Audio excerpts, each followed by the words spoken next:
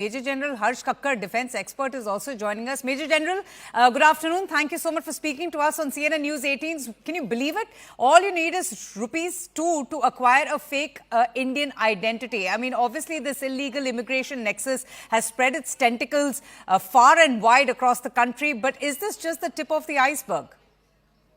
We are waking up for it now. I recall in 97, 98. While I was in Jammu, we caught a number of illegal Bangladeshis there. The orders then were the most stupid orders I've ever seen. They were told, the BSF was told, when you catch them at the border, you're supposed to put them on a train. They will go on their own back to Calcutta, from where the police will move them into Bangladesh. You put him on one station, he gets down on the next, and he's doing the same thing. Absolutely. So we've been sleeping over it for decades. You look at the border districts around Assam, West Bengal, Meghalaya, the entire demography is changing because we've done nothing over the decades. We've looked at them as vote banks. Recall the IMDT Act of Assam, where it was the onus on the state to prove that he's an illegal. It was not the onus on the individual to prove that he's an Indian. The act was finally struck down by the Supreme Court.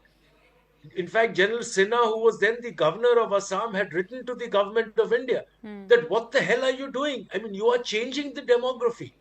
One of the causes for the Assam agitation, which began in 1980, was the changing of demography in Assam. But Major General, that must have happened already. I mean, I can't imagine the alarming influx of these immigrants could have had an influence in the change of the demography, as you're suggesting, and even influencing the elections in our country. Naturally, we've been sleeping over it for 4 decades, 5 decades. Today we are waking up.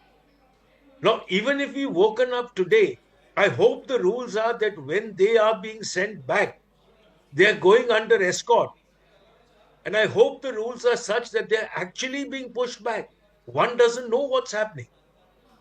We are seeing that the Delhi police is catching them.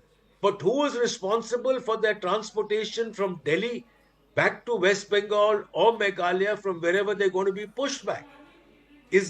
Are the security people responsible? Or what is the system? We need to actually monitor their move back much more than they are being caught. Otherwise, they'll be back again tomorrow.